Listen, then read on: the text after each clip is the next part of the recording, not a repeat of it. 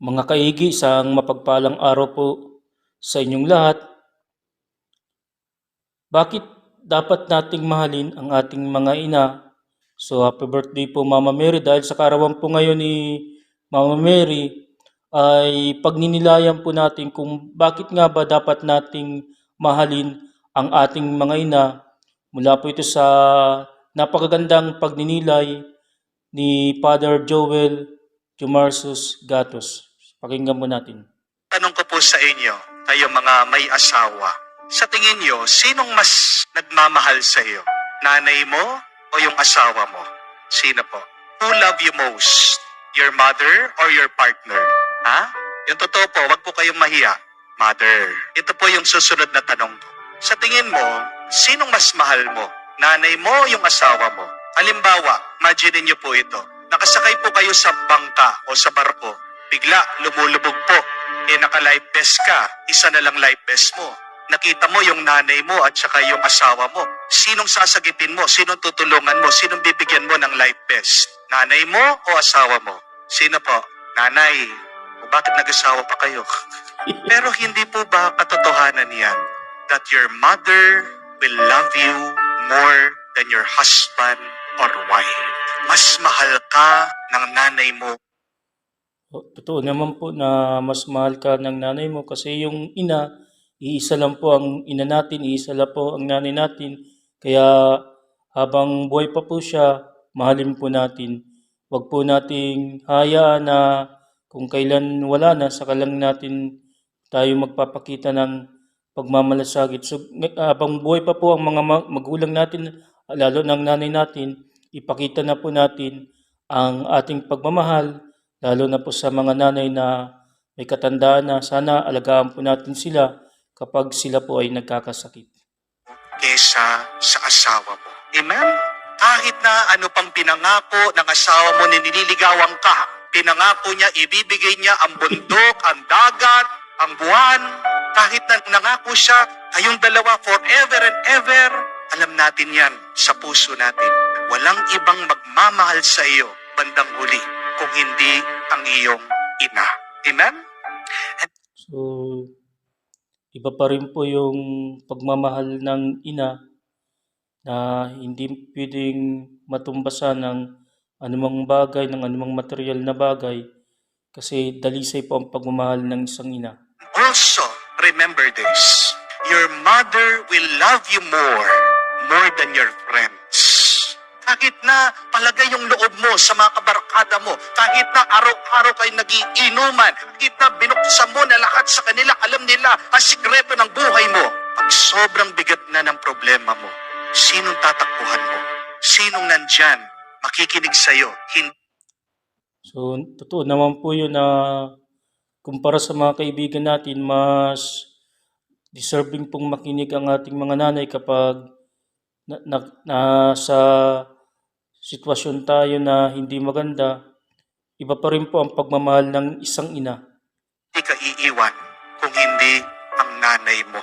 Mas mahal ka ng nanay mo kaysa sa mga kaibigan at kabarkada mo. Amen?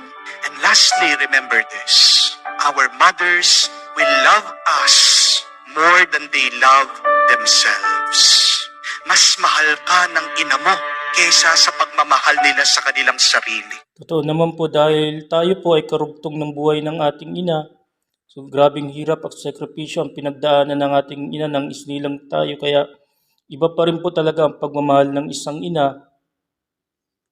Kaya nga, isusubo na lang nila, ibibigay pa sa iyo. Totoo naman po yun. Pag wala kang pera, kakapalan nila ang mukha nila para So totoo naman po yun na kapag nagigipit po tayo, halimbawa kapag wala tayong pang-tuition, pag wala tayong makain, kinakapalan po ng ating mga ina para makapag-utang sa iba. So gumagawa po sila ng paraan para masecure na hindi po tayo magugutom at makapag-aaral po tayo. utang para makapagbigay lang sa iyo ng pera. Kaya nga masasabi natin na ang pagmamahal ng isang ina, sinasalamin ang pagmamahal ng Diyos. Remember that. If you want to experience the love of God, stay with your mother. So napakaganda po ng sabi ni Father Joel na ang pagmamahal ng ina ay sumasalamin sa pagmamahal ng Diyos. Do you want to feel God's love? Then be with your mothers. Because a mother's love reflects God's love. Amen? At anong klaseng pagmamahal ang meron ang Diyos at ang isang ina? It is an unconditional love. At anong ibig sabihin ng unconditional love? Nagmamahal na walang dahilan. So napakadalisay po ng pagmamahal ng ating ina at ating Diyos. Nagmamahal na walang dahilan, nagmamahal na walang hinihintay na kapalit.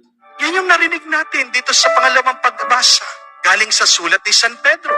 See, he said that Christ suffered for sinners, the righteous for the sake of the unrighteous, so that Jesus can lead us to God. Makasalanan, niligtas. Makasalanan dapat pinaparusahan. Hindi po ba? Pero bakit kayang iligtas ng walang kasalanan ang makasalanan? So dito po masasalawin po natin kung gaano kadalisay ang pag-ibig sa atin na Jesus dahil isinilang po siyang walang kasalanan pero inialay niya ang kanyang buhay para tubusin ang mga kagaya po natin na isang makasalanan. Bakit ang mabuti, kaya niyang ialay ang sarili niya sa mga hindi naging mabuti? Alam natin ang sagot dyan. Ito ay dahil sa pagmamahal ng Diyos. Kaya nga po Walang dahilan ang kanyang pagmamahal. Kaya nga po ang pagmamahal ng Diyos ay dalisay at wagas at dakila po. Nagmamahal lang siya. Tingnan niyo po ang pagmamahal ng mga ina sa atin. Bago ka pa isinilang, bago ka pa nilabas, mahal ka na ng iyong ina. Amen?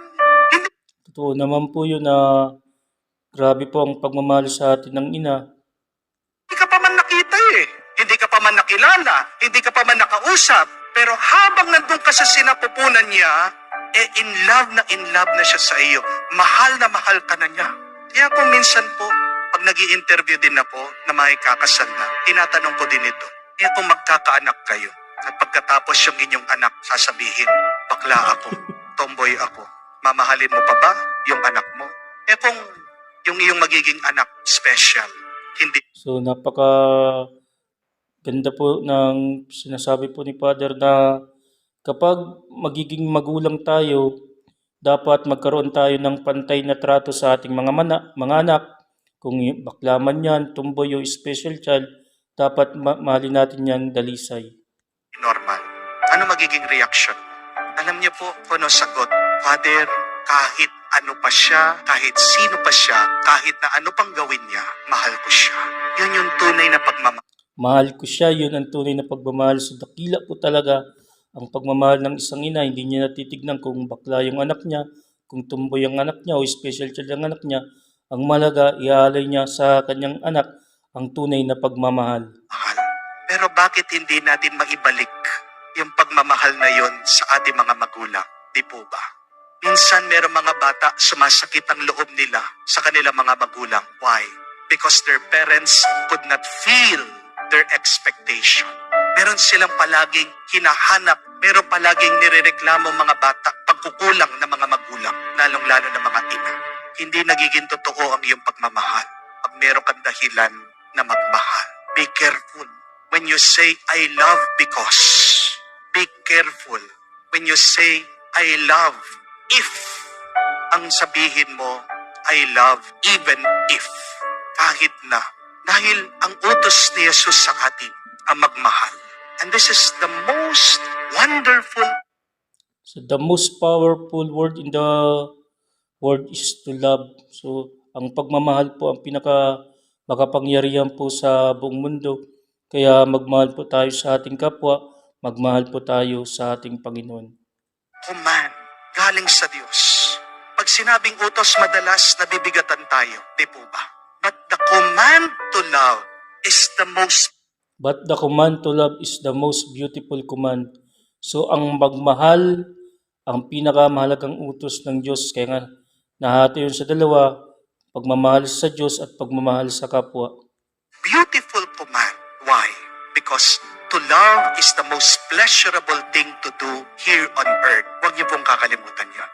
Ang pinakamasarap, pinakamasayang pwede mong gawin habang buhay ka ay yung magmahal ka. Amen? Kaya nga tingnan niyo po, pag ang isang tao, isang babae, in love sa isang lalaki, may makeup yan, nagli-lipstick, nag-aayos, kahit na ilang oras, hindi mabigat sa kanya. Pag mahal na mahal mo yung ginagawa mo, nagluluto ka man, naglilinis ka sa bahay, di ba? Hindi ka nagre So, kapag mahal natin yung ginagawa natin, gumagawa tayo ng paraan, hindi tayo nagrereklamo, inaalay natin sa Diyos at sa ating kapwa yung paggawa natin. reklamo. Pero alam na alam mo, kulang sa pagmamahal. Bakit? Pag nagtatrabaho, naririnig mo, bumabagsak ang mga gamit. Pag naghuhugas ng pinggan, naririnig mo, umakalaksing, bumabagsak ang gamit. Magiging masaya, magiging maganda ang buhay natin kung nagmamahal. Kaya magandang tanungin ngayon, ano ba yung mga dahilan mo? Bakit nagmamahal ka? Alisin mo yan. Yan yung nakakabigat sa buhay mo. Yan yung nakakasira ng iyong pagmamahal. Just love and feel the beauty out of it. Feel the joy and the peace out of loving. And let us start loving those who are close to us. Your husband, your kids, most especially your parents. Dahil alam natin ang buhay ay Dahil alam natin ang buhay maiksi, life is short. Kaya mamuhay po tayo ng may pagmamahal sa Diyos at sa ating kapwa, lalo na po sa mga magulang natin na sa ngayon ay may katandaan na. Sana po magbigay tayo sa Kanya ng pagmamalasakit, pag-aaruga, pagkakalinga at intindihin po natin sila. maiksi. Life is short. Amen? Pero mas maiksi ang buhay ng ating mga magulang. Kakaunti lang yung oras na makakasama mo sila. Susulitin po natin yung oras na kasama natin ng ating mga magulang, so wag po nating bibigyan sila ng sama ng loob, yung magagalit sila sa atin. Lawakan po natin ang pag-unawa po sa kanila. Bakit uubusin mo pa sa sakit ng loob, sa galit, sa away? Let us spend this short time together loving without reason. Kung buhay pa yung iyong magulang, sana yakapin mo naman, halikan mo Maganda po naman. yun, ah. Kung wala na siya, pagdasal mo siya. Kung wala po ang ating mga magulang, ipagdasal mo pa. Kung buhay pa po, yakapin mo, halikan mo po, pakita mo po sa ating mga magulang yung ating pagmamahal. Tandaan mo, wala ka dyan kung wala ang iyong ina. Amen? Kaya nga po, sa pagmamahal ng ating ina sa atin, na walang dahilan, na walang hinihingi na sukli, purihin natin sila at pasalamatan.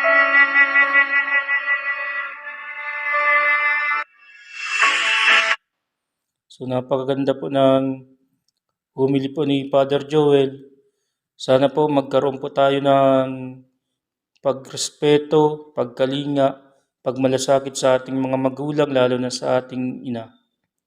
So salamat po. I love you with the love of the Lord. God bless you. Mama Mary loves you. Diyos mabalos po sa Indoy Gabos. Amen. Salamat po.